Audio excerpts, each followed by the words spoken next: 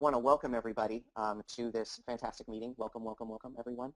I just want to maybe just orient you to the tool just to kind of make sure we're all on the same page here. And if there's any questions, please make sure, I see that everyone's muted their microphone. That's great. There is a questions box for you that should, you can submit questions along the way, and we will be fielding those questions as well as just responses. There will be times during the webinar where I'll ask for your ideas, and during that time I'd love for you to share with each other, and I will do my best to share out what I'm seeing and what people are seeing in terms of the learning that's going on here. I'm going to do a quick overview of, again, the virtual learning network, what it is, and then really jump into the content because I know that's really what you're here for. The focus of this webinar specifically is going to be on complex text and academic vocabulary, and that comes directly from when we look at the instructional shifts of the Common Core. You will see that it's just regular practice with complex texts and academic languages. Now, I will be honest, since we have an hour today, I'm not going to be able to solve all of your concerns and problems about complex text and academic vocabulary, but I'm going to get you started. I'm going to get you started on some tools, on some ways to look at the material, and some ways to start our own professional learning in this process. Before I do that, I want to introduce myself. My name is Andrew Miller. I'm actually in the Seattle, Washington area. That's where I'm based. I am one of those crazy professional learning consultants that goes around the country and does a lot of work with teachers. Some of my areas include, of course, project-based learning. You may know me for that. Game-based learning and educational technology, blended learning, and of course, formative assessment and the Common Core. I am one of ASCD's faculty members, and I'm looking forward to I'll be excited for the conference coming up talking about blended professional learning, the Common Core, and then I'm also doing some great institutes that ASCD provides on formative assessment and then the Common Core, specifically ELA. I am an ELA teacher by trait, and I've been around the block in terms of standards coming and going, and as well as the current standards around the ELA language arts and the general literacy standards. So I'm going to be speaking from my experience working from teachers and also implementing and designing curriculum that meets the Common Core. And of course, this one is a really big one. I'm going to put, actually, I'm going to do this in a second here. One of the big things that when we entered in the first webinar, one of the big concerns we asked, what are the big kahunas that people are dealing with in terms of problems of practice? That's what this is all about. And everybody said complex text. Everybody mentioned it in academic vocabulary. So related to that, I kind of want to see what you guys, since we have a larger group here, I've got a poll that I'm going to send out to you in a little bit here. But we gave this poll to teachers last time. We asked, do you feel that teachers are prepared or supported? And overwhelmingly, the response was sort of, or no. Or there was a smart, and there always is, I call it pockets of excellence, we can say, of teachers who are really, get it and get the complex text. There are those people who get it, I get that. Somebody's asking, a really quick question about, is there access to the PowerPoint? This webinar is being recorded, and it will be posted, and I'll tell you where it's going to be posted, and it will be posted later for you. And again, many of the resources that I point to are open sourced, and I will send them to you. So do not worry. I am all about free. And so I'm definitely going to be pointing you to some of the free resources, again, mostly in this time related to complex text. And I love how somebody just sent to me, we've had little or no training about complex text. And I got to tell you, I agree. We're telling teachers, hey, do complex text, go. And we're not giving them the professional learning or tools to do that. But the good news is we have some tools and some things. And I'm hoping through this we can do some practice and we can see how it's going. So here we go. Let's jump right in. So for this meeting, I'm going to review the virtual learning network because I'm sure we have some new faces here, just to talk about how this might be a little bit different from the normal webinar series that you might be used to, and also what we hope that you'll engage in that's more asynchronous. This is a synchronous session, but we're going to have asynchronous to really blend that learning. We're also going to talk about features of complex text, give you a basic overview. we're going to actually evaluate complex text. And, like, how do we know whether or not a text is complex, and how can we evaluate it? Like, that's a great training. And Sean just asked, but and I'm talking all grade levels here too, because we have to pick complex text for kindergarten all the way up to 12th. What does that mean? And what does that look like? And how do I make sure that I'm picking complex text for my grade level that I teach? That's a beautiful question, and I'm hoping to give you the tools to do that. And then again, the other part of this instructional shift is teaching academic vocabulary, and I'm going to give you some thoughts and hints about how you might start down that road. When do you teach? Like, when and where and how do you pick the right words to teach? How do, is this a, what does that look like? And then, of course, resources and next steps. So I'm with you on that. And just a quick side note, Sabrina, I agree, go Seahawks.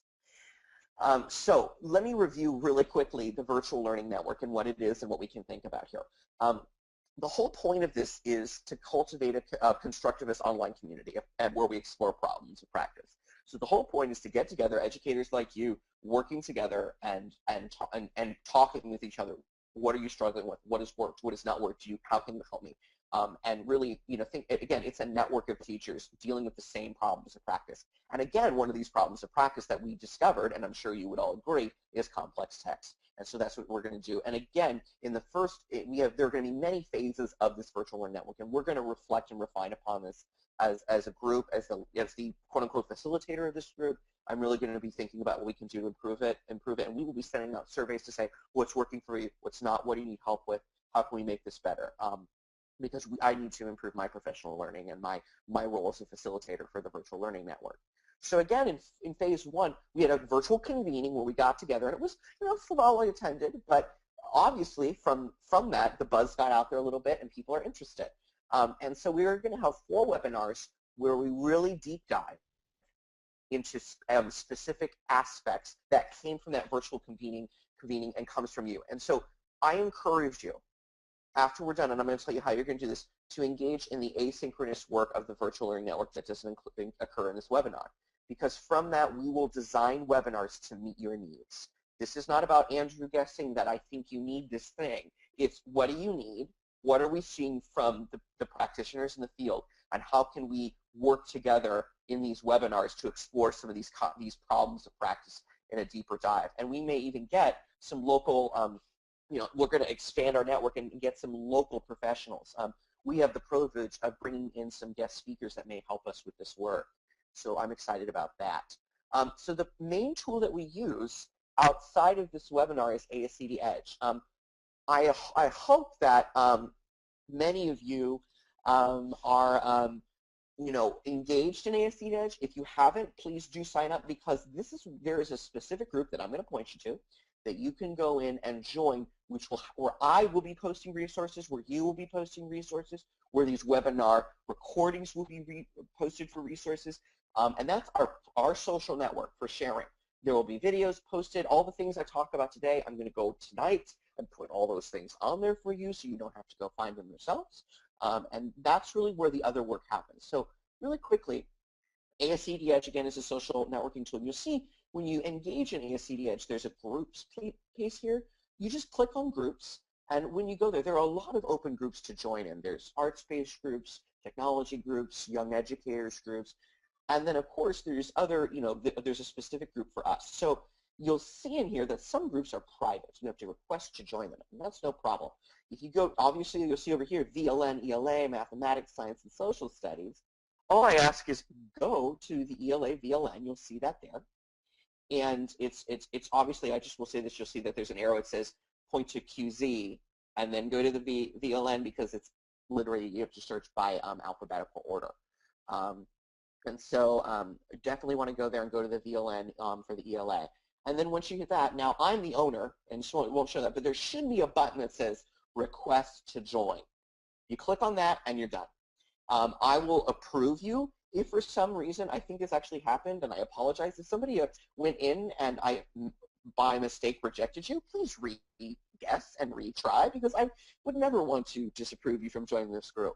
And so please do join that group, because the resources will be there. And again, it is your group, so you are free to ask questions And my job is to find resources, and that's our job together as a team to help support your work and learning in there. So I just wanted to review, that's how we're going to do the asynchronous work. So let's jump right into that content here, okay? So poll number 1, how strong are you evaluating complex text? You as an individual. So you'll see there will be a poll that's going to be popping up in front of you. There are 4 options, and I see we're going to let those results come in. And again, we're all going to be in different places, I think. But hopefully even us experts can really serve as support for the people that are not experts. And those people who are not familiar will have the really good questions to support that. So we've got about 50% of the vote has come in. Good job, keep going. I'm very excited about that. We're at about almost 70% here of the vote.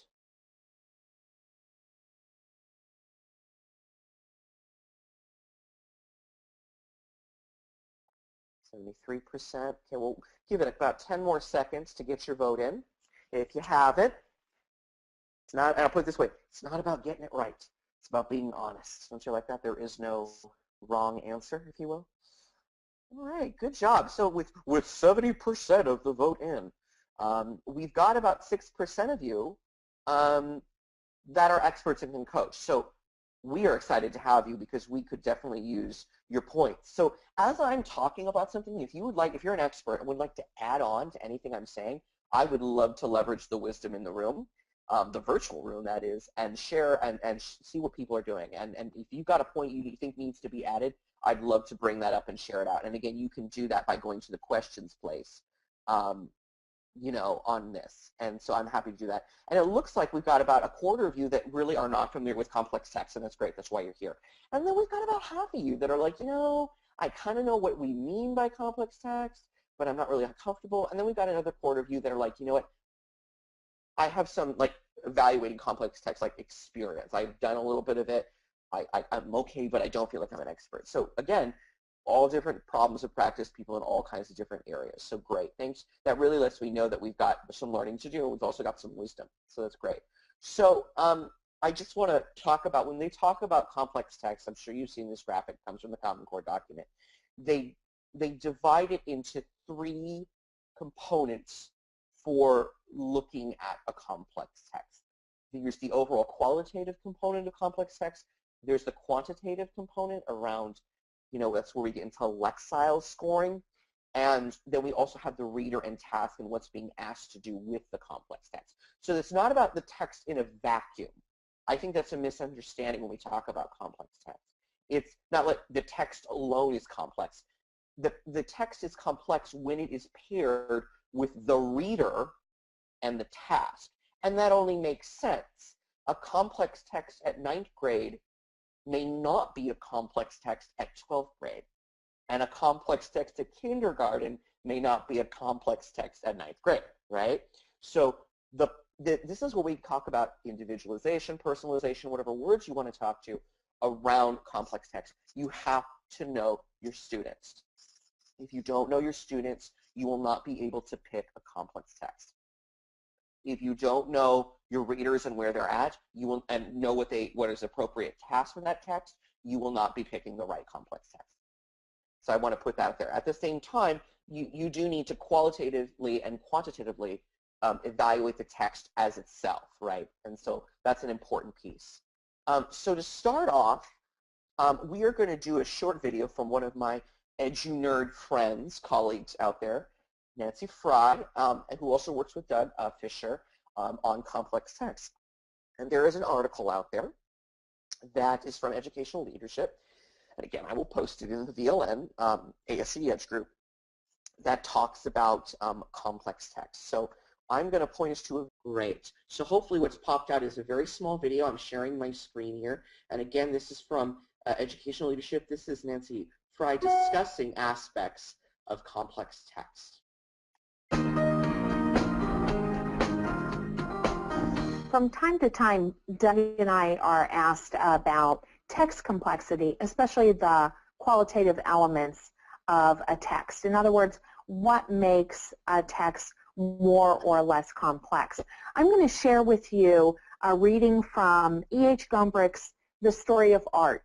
This is a text exemplar for grades 9 and 10 in history and social studies. And it's a great source for being able to extract short pieces of text that really work well in conjunction with the history text that you're using. You know, it's so important that students understand the art of the time as well, because that has so much to do with history, never more so than when we're talking about the Renaissance. So let me share with you just one paragraph from a reading. This is from Chapter 17, and it's the new learning. This is about Germany and the Netherlands in the 16th century.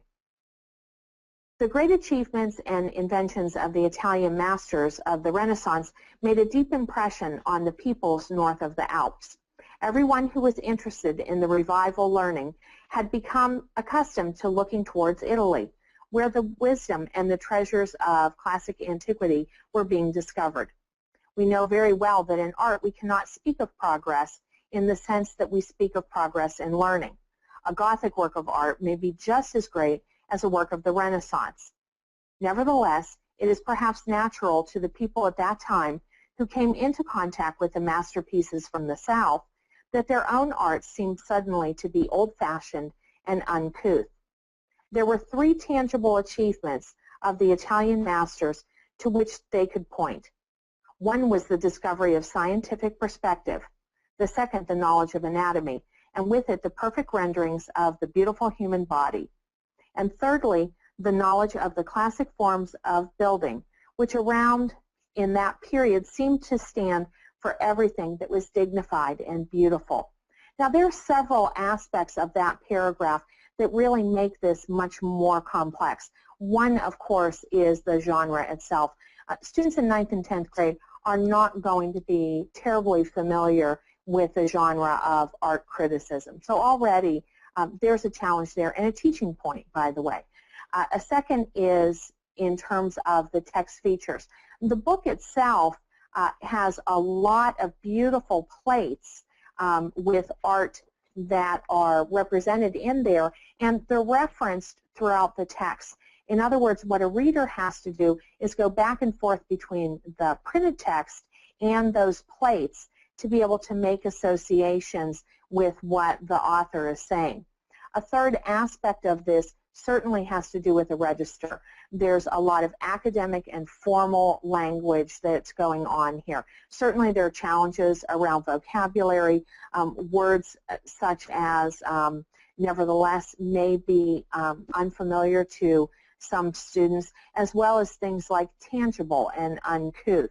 But what really makes this much more difficult is the amount of prior knowledge that it draws upon. Think of all of the funds of knowledge that students have to use in order to be able to understand this. They need to all at once marshal what it is that they know about geography. They refer to the people north of the Alps. They refer to the people of the South in Italy. There's also knowledge of history. Both Gothic and Renaissance aspects are referenced here, as well as the art and architecture of the time. There are lots of teaching points that lie within that particular passage, and a great way to be able to approach that piece of text is by identifying what those complexities are, because that gives you insight into what the teaching point should be during a close reading.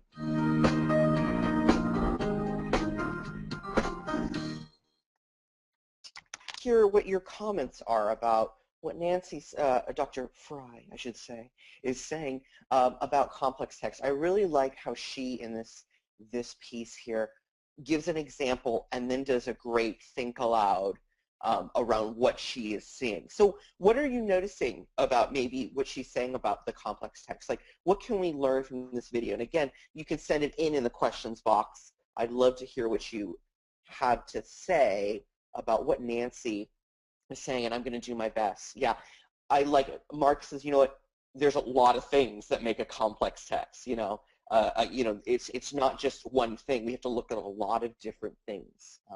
Yeah, and what are those things, you know, that I'd like for you to hear about?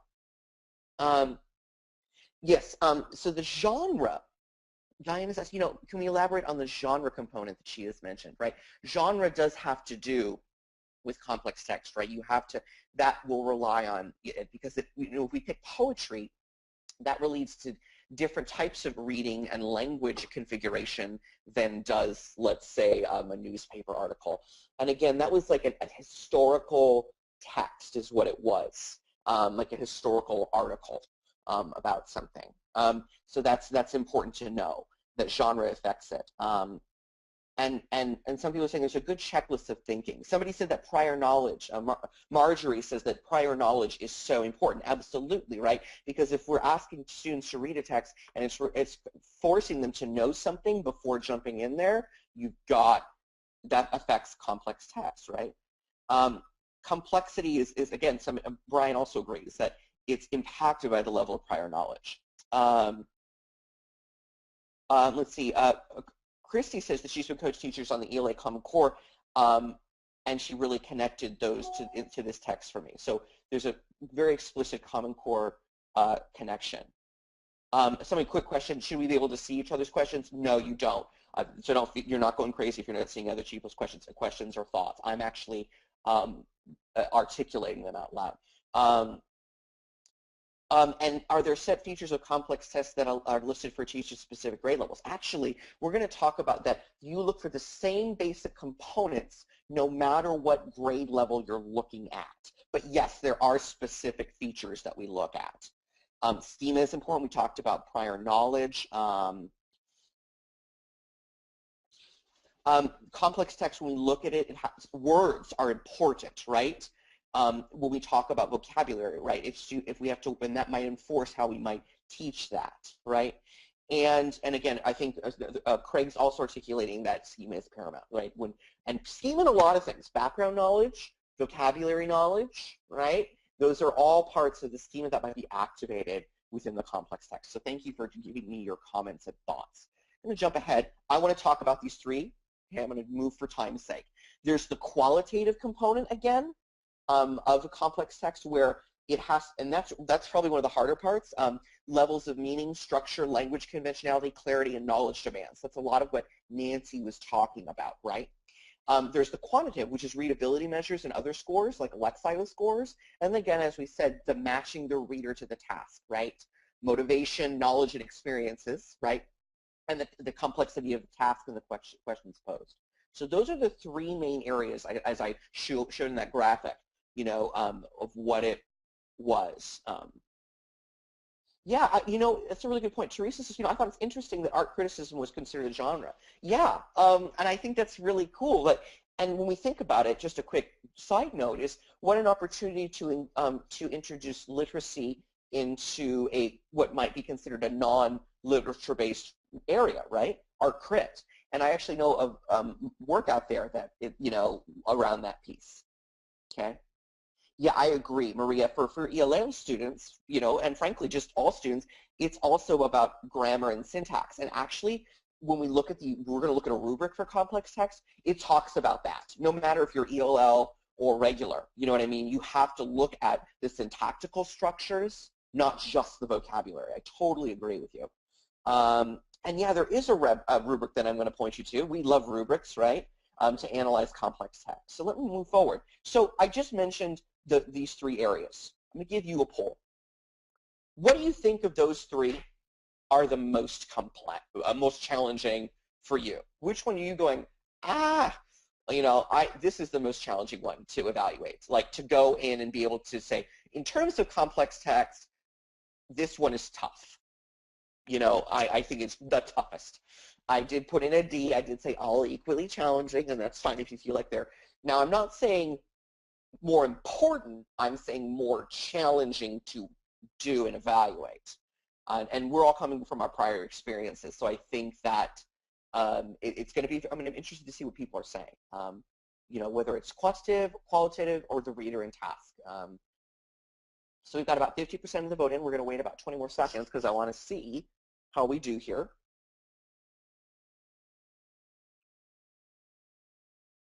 Okay, we've got about 10 more seconds.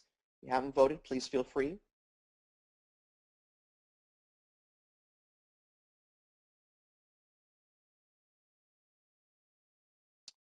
All right, not bad. 64 people are paying attention.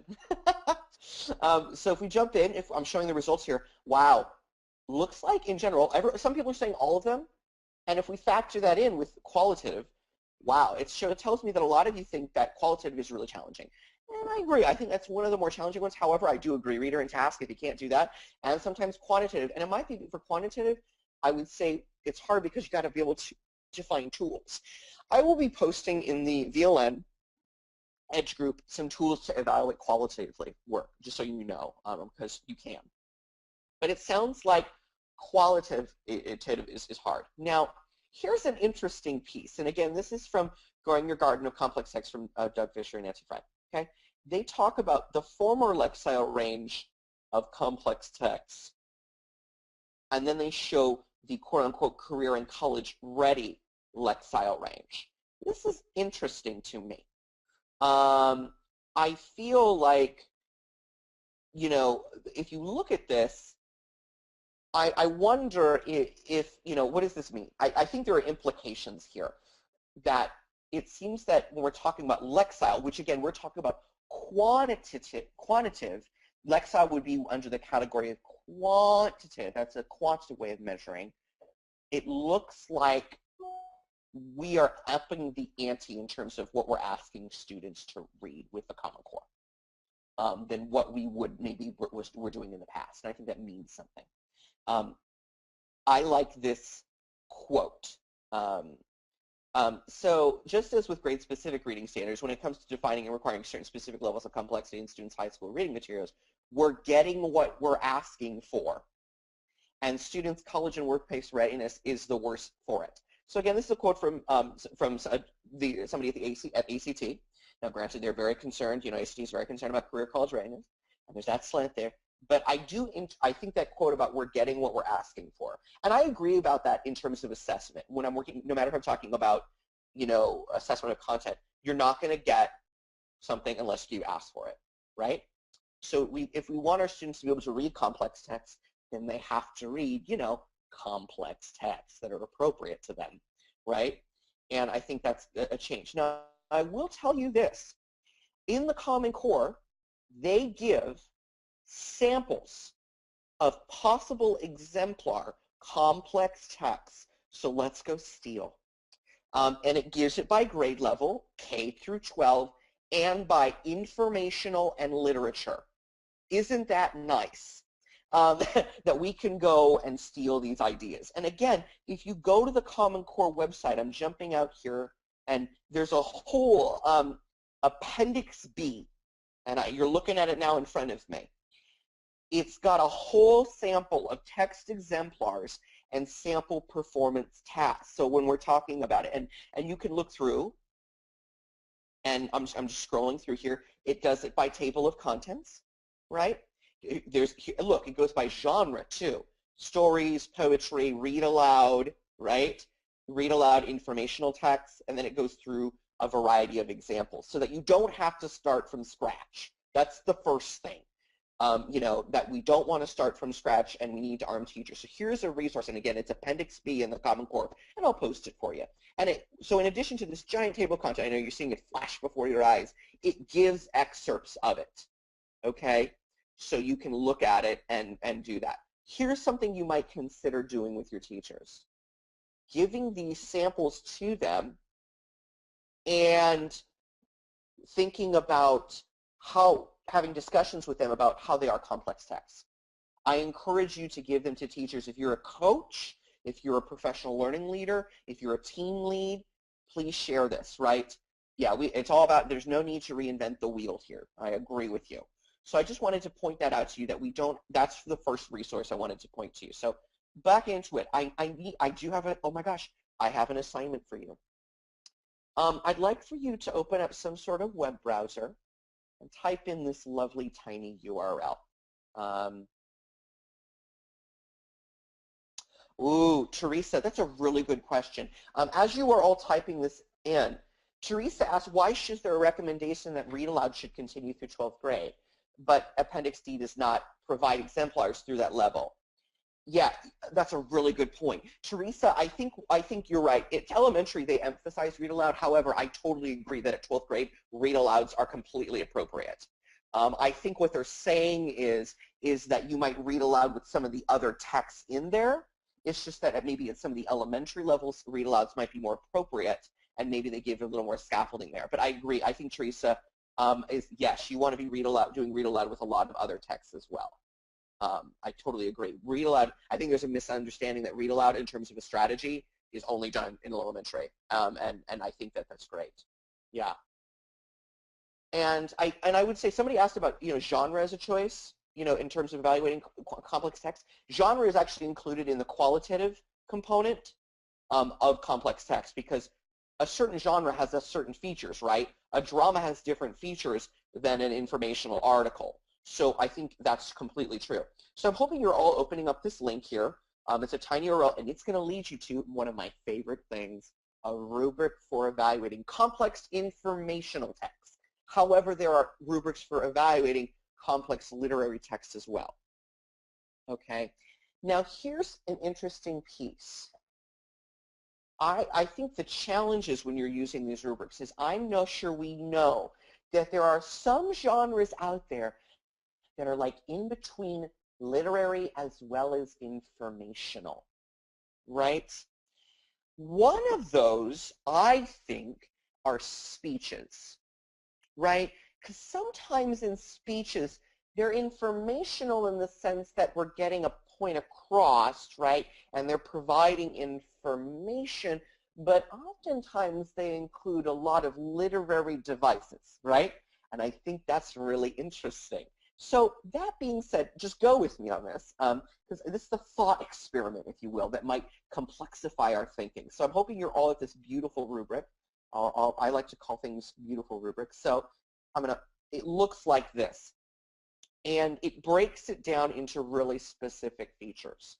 And I'm going to zoom in a little bit so you can see and I can see and all that good stuff. You'll notice it breaks it down into text structure. Okay, and in that text structure, and this is for informational text, remember, there's, we got exceedingly complex all the way down to not as moderately complex. We have organization as a piece, the features, useful graphics, that's the overall structure. We have the language features, which has to do with the conventionality of language, like is it dense or abstract or ironic. We have vocabulary, and we have sentence structure. So anybody when we talk about syntax, there it is, right? Also, purpose is important, right? So when you're reading it, can you infer quickly what the purpose of this text is, or do you have to it's more subtle and you have to read into it more, right? Like it's not quickly apparent when you read this text exactly what the point of this reading piece is. And then, of course, there's knowledge demands. Like somebody already mentioned this, like reliance on previous and prior knowledge or subject matter knowledge or references to other texts like intertextuality. So those are the four main components of text structure, and it's a rubric that you can use to evaluate informational text. So I'm hoping you will have that open and up because we're going to do some practice right now. Okay, we are going to do some practice right now. A quick question before we do that. Is it fair to assume that this is a high school level rubric? No. It can be used when looking at a kindergarten rubric because these are all descriptions of looking at it. So you can look at a storybook for kindergartners, for example, and think about the intertextuality of it. You can look at it and look at the syntax. And again, it's all about grade level appropriateness, right? You teach your students, therefore you have to think about, okay, my first grade students, for example, does this require significant prior background knowledge? Right? And if that's true, then what does that do to inform my teaching, right? It's okay to give students, first grade students, an appropriately complex text, and if it requires more background knowledge, then it means you as the teacher will have to scaffold that, right? But we have to still expose them to that complex text of reading so that they get into that. But that background knowledge is going to look completely different than a text in 9th grade, if that makes sense. So that being said, I'm jumping ahead here for time. Complex text that you break it down into these major components, and this is just informational. I can't do it all today. but I will point to that. Okay, I'm sure we're all familiar with the Gettysburg Address. I'm sure we're all familiar with that. So here's what I want you to do. I want you to send in your comments. Is this a complex text, and how do you know that? Based on the rubric. So let's really gear what we're doing here in the rubric. We have those 4 areas, right, around purpose, intertextuality, right, the language, all those pieces. What are we getting there?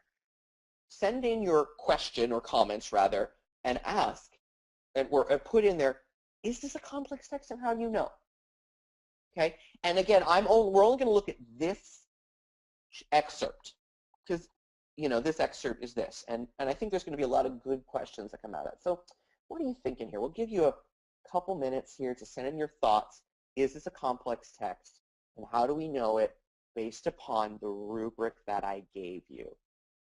Please send in your thoughts. And again, I may go silent here for a minute while I look at the questions that come in.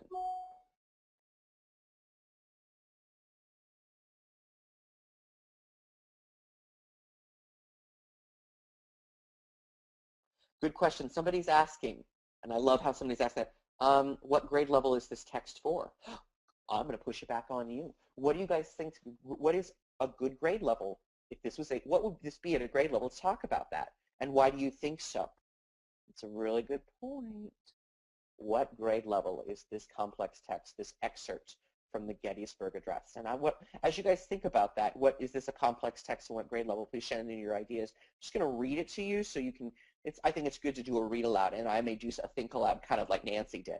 So it says, obviously, now we are engaged, and this is from the second paragraph, in a great civil war, testing whether that nation or any other nation so conceived and so dedicated can long endure. We are met on a great battlefield of that war. We have come to dedicate a portion of that field as a final resting place for those folks here gave their lives that that nation might live. It is altogether fitting and proper that we should do this. Somebody said, I think this is an 8th grade text, okay? And it depends on the students and who we're talking about, right? So it really depends, But most people would say, I believe this is a middle school appropriate text. I think people are saying it. But again, you can't do it without knowing your students. But we can make some general assumptions. Let's just say it's middle school, 8th grade. Yeah, and I agree. There's so many people saying, I can't help thinking of the tasking reader as I'm looking at this rubric. It all depends on these kids. I'm thinking of my 8th grade ELL students. I agree. Right? And for your students, if you were giving it to them, what would you say? Some people are saying it's around 8th grade, it's around, and actually I want to tell you that a lot of the texts they give that are complex, it's a scope. So they're not always saying you have to do it in 8th grade. They're saying the scope might be from 8th to 10th grade. And again, it depends on your students, right? I totally agree. Some people are saying I'm wavering between moderately complex and very complex. Let's get really specific. What aspects of it are moderately complex using that rubric, that we would see that? Are we talking moderately complex in terms of the intertextuality? Are we talking about moderately complex for, the language? Like, what are we doing here? I think it's important to know that. So somebody is mentioning that it might be complex in the sense that students must have prior knowledge of the Civil War. Some prior knowledge, right? If we don't know that this is about the Civil War or Gettysburg for that matter, it's going to be challenging, isn't it? So there may need to be some scaffolding there. That also makes it complex, right? Also, people are saying that syntax is very complex. So that makes it, maybe we would say moderately or more, depending on the grade level, complex, right? Because somebody even brought up very specifically that nation might live, or so the syntax even in the first sentence is a little bit interesting, right? It's a little not normal. I'm putting that in parentheses, right? I totally agree. The vocabulary could be complex. Engaged, conceived, dedicated, endure. That's all in the first sentence. Thank you, Jenny. It's all in the first sentence. And depending on the grade level, there may need to be more support. And Tina's saying in Texas, it's in 8th grade and they're studying in U.S. history. Great. Thank you for that very specific reference, right? Some people say 9th grade. And there's concepts that are vocabulary based, such as dedicated a portion of a battlefield, final resting place. What does that mean? So we have some figurative language sort of in here, don't we? Or some colloquial pieces, you know. I think that might be challenging. Just saying a nation lives makes it interesting, right? Mark saying, I attended 2 readings and discussions to the address recently. Adults were spellbounded. The text structure is unusual. Language is extremely complex with unconventional vocabulary, and specific knowledge of history is great and makes it very complex, right? So there's a lot of great complexity here, okay? And Craig says, must be used only when students have background knowledge of history complex. But that could still be even with 5th graders, depending on what you want your students to learn from that. Maybe you do want to challenge that. And I think that I wouldn't say it must only be used. I would say, what if we use this to create engagement to learn about the Civil War or the history context, right? So you could pose it with students and say, well, guys, what do we need to learn to get in this? And they start asking questions, and then you, the teacher, can scaffold that component, right? I agree. I think that is really great. And it would be complex for 8th grade ELLs I work with. So I just want to say you're all saying the right thing, okay? In the sense that it depends on your students, but you are thinking very intentionally about your students. And because of that, you think it might be complex or not, depending on that. So I want to say thank you for practicing this, because you need to do this, okay? And it is listed as a sample exemplar for 9th through 10th grades. But again, that doesn't mean you can't be using it at 8th grade with proper scaffolding. It's just saying it's a sample exemplar for those grades. So I think that's a really good point to bring up. But it is listed as a complex text for that grade level. Okay. So thank you for practicing with me and talking about it with me. I really appreciate it, because you're right. There's some really interesting things going on here. Here's the thing. What we just did is something that you should be doing with the text that you're thinking about doing with your students. Okay. In that if you're looking for a complex text, we're not saying every text is going to need to be extremely complex. Okay. What we are saying is that there needs to be levels of complexity in terms of the qualitative things that you do for students, if that makes sense. So it's not that I have to get extremely complex and give it to my students. No, but it's not that you should be looking at it and going, you know what? Is there levels of complexity in here? And how do we know that? And therefore, is it appropriate for my students? So that means that you may need to do some work for texts that are not necessarily listed on the sample exemplar text. This is a great professional learning thing to do with teachers. I do this with teachers all the time. Let's evaluate. Let's go back to our current text and figure out which ones we definitely need to keep. Okay? Now, this is not to say that everything in your class is complex. I think that's also a misunderstanding, but that there needs to be complex text as well. Okay?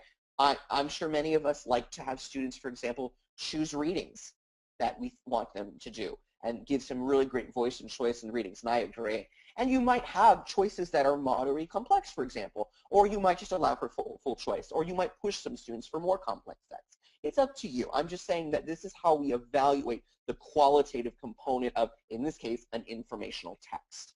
Okay? So let's talk about really quickly, I talked about some tools here. What do you guys think? How can we help teachers evaluate and pick complex text? Here's the key word, efficiently, because I'm sure we do not have time to go, oh my gosh, really? I'm going to evaluate every single text I do? You've got to be kidding me. I have to grade papers. I need to do formative assessments and check along the way. I need to worry about differentiating that lesson. I've got a meeting. We don't have time, right? Which is nice because we have the examples, but how else can we help teachers do this efficiently? Yeah, I agree with you, Roxanne. Work smarter, not harder. How do we do that? Mark says, you know what, we should network with other teachers with similar interests. So here's what I'm thinking, Mark. I'm thinking that's a great idea. Wouldn't it be great if we used the VLN to build a list of possible complex texts. Oh, what a thought. Okay, so I think that would be some exciting work. If you guys are interested in sharing with each other and helping with each other, if you know one that you feel you've evaluated yourself, and you're like, I did this one in 5th grade. It's not listed on the Common Core one, but here's why and here's what I know. And maybe talk about literature books. So again, there's a literature rubric on that website that I pointed you to, and I'll point you to it again, that has a literature-based one where you can look at poetry, for example, or drama, and figure out what that is. But I think you're right, Mark. If we can network together, we can work smarter, not harder. And if anybody has any other ideas around how we might help teachers evaluate and pick the complex text, I would love to hear them, and please send them in. It's really, really great. So again, that was the focus. I've only got about 10 minutes left, so I want to do some quick didactic piece here. A couple people are bringing in a couple ideas around this. I think that you're right. Some work with teachers about knowing their students. So data and formative assessment, because you're already saying that it's important. Robert's saying this is important, that grade level and cognitive level is important for judging the piece, for example. And it's important for teachers to get professional learning in knowing their kids. I agree. And then Christy says she plans on sitting with teachers in grade level teams and evaluating all of the often used together, right? I'm sure you're like, 9th grade, we always do this book. Okay, cool. Let's evaluate it. Let's do it together. I think that's a great idea for a PLC meeting or even an after-school staff meeting. And there are some lists on Edmodo for the ELA Common Core, and there's the list that I pointed you to as well, and that you can look up to. And another reference I would point you to is the Basel Alignment Project, which I will also point you to. So for those people who use Basels out there, you can they've got a whole project going about looking about finding the right complex text within that component. So I know that's out there. Just search a Basel Alignment Project, right? And I think that's really great. Okay, so next part of complex text, academic language. Okay, here's a quick, David Lieben, Student Achievement Partners, he's done a lot of work with this complex text and vocabulary. He says this. He says, teaching words and content and developing students' ability to learn word meaning from context is a rich, essential part of vocabulary instruction. However, choosing the words to spend time on in the context of complex text, how to sift through and winnow those words judiciously and effectively can be a struggle. So that's really interesting. When do we teach the words? You know what I mean? Like, when vocabulary instruction, do we teach every word? Do we scaffold every word? When do we do that? It's a really good question that I think we need to think about. Craig asked a really quick question before we jump into vocabulary. It says, so do we approach teaching complex text as a goal in itself in an ELA class, or the purpose for teaching content in both? What percentage of our text should be highly complex? That's a really good question, Greg, about that last part. What percentage of our text should be highly complex? I think that is a question that has yet to be answered, and I do not have an answer for you. I think that that's going to be something uncovered, and I think that I think it's about both. I think if you're doing complex text, for example, oftentimes you're a social studies teacher, you really do need to focus on that content, right? Whether that's social studies, same thing with science. But you should be looking at complex texts that focus on the content, if that makes sense. So I think it's about both. You should be exposing students to complex texts in science, but those texts will be geared towards content, for example. So it's almost like you're killing two birds with one stone, pardon the saying, if you will. But I feel like it's both. And in the ELA class, ELA is really about, you might be doing some content around some sort of theme or unit that you're doing, or around poetic devices, or around drama, or whatever that is, but it's about both. Jumping back to academic vocabulary, I think this is a really good question about when to choose different types of words. So there's actually some work out there that there are 3 general criteria for determining which words to choose for intensive teaching. 3 criteria. 1, words needed to fully comprehend the text. Okay. Words likely to appear in future text from any discipline. Okay, so words that appear in often places concept, and words that are part of a word family or semantic network. So if you're looking at your complex text during counting vocabulary, if you have to know the word to fully understand the text, then you better instruct it. I'm sure we've run into texts where we can kind of use context clues to kind of understand it, but you may not know it exactly. You may not need to do intensive teaching, notice that language, but you might scaffold it in a different way, right? Right, and Teresa brings an important point up. If the context provides understanding in the vocabulary, then don't teach the vocabulary, right? Make sure students can use the context clues. But if the words cannot, like you have to know it, and it's like, what does this mean? You better teach it. And also, if you know, even in that text, like, oh, we are going to encounter that word, and it's going to happen all year long, or it's going to happen in the discipline, right? If you don't know hypothesis, for example, good luck in science. So you need to know that is a word you would need to instruct on, right?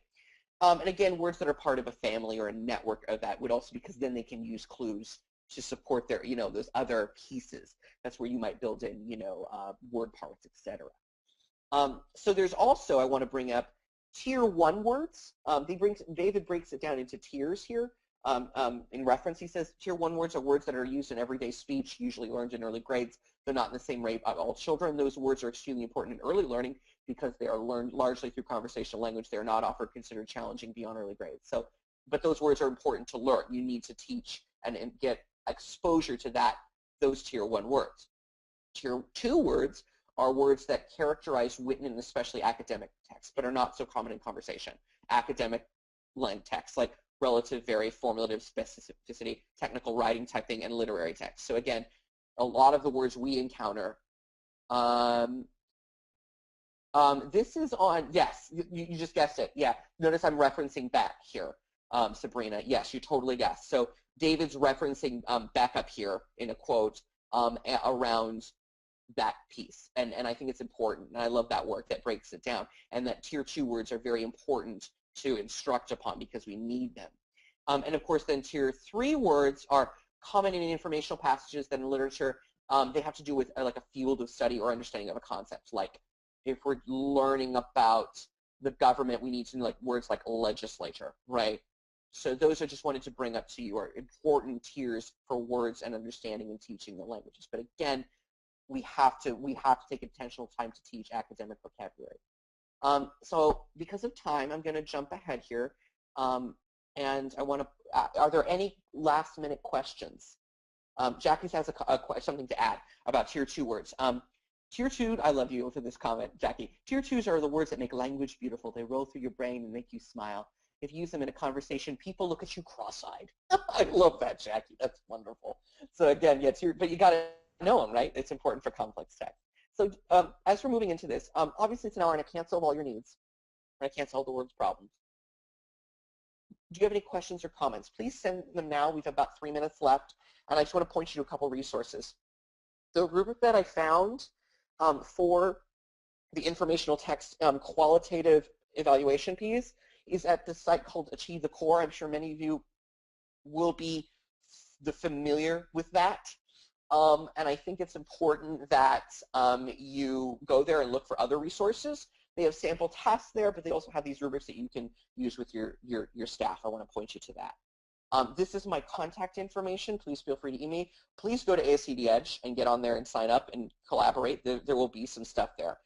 Craig says, so would the academic word list be considered tier 2? I think so. A lot of those words. I think it also depends on grade level and the context of which you're using it, Craig. There's no that. I think Marzano, Sabrina, is a good idea for vocabulary method of instruction. There are many others as well, but I do agree that Marzano is one great piece of a method that you can do for academic vocabulary. So again, if you have any questions, we'll continue to submit. We got a couple minutes. Again, I want to remind you, please sign up for the ASCD Edge because the stuff will be posted there, including the recordings, the things that I've mentioned in this webinar. And again, this is your opportunity to share with each other.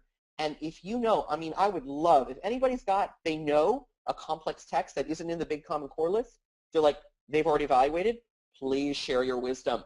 You are amazing, and we would love that. And again, that website I just mentioned is called Achieve the Core. How do you sign up for the ASCD Edge? All you do is you go to just Google ASCD Edge. It should pop up. You just sign up for free. You enter some username and a password. And then the webinar talked about how you go to the groups area and then you'll find the VLN, it's called VLN ELA group there, and you just request to join and you're in. That's it. Diana's asking about, will we receive some type of email with directions for the EDGE? I will check on that, Diana. I'm not sure about an email that will go out, but it is a good idea if people are struggling with it. And if you have trouble, email me, okay? If you're struggling and it's not working, email me and we will figure out some way around it. I'm happy to help with that. No problem. So again, thank you very much, everybody. It looks like we're about time to close up. And again, get on that VLN. We'll answer your questions, ask your questions, share your complex text. And I'm excited to hear from you what you want to learn next. Share out what you want to learn next. We focus on complex text. There's plenty more things to talk about. So again, guys, thank you very, very much.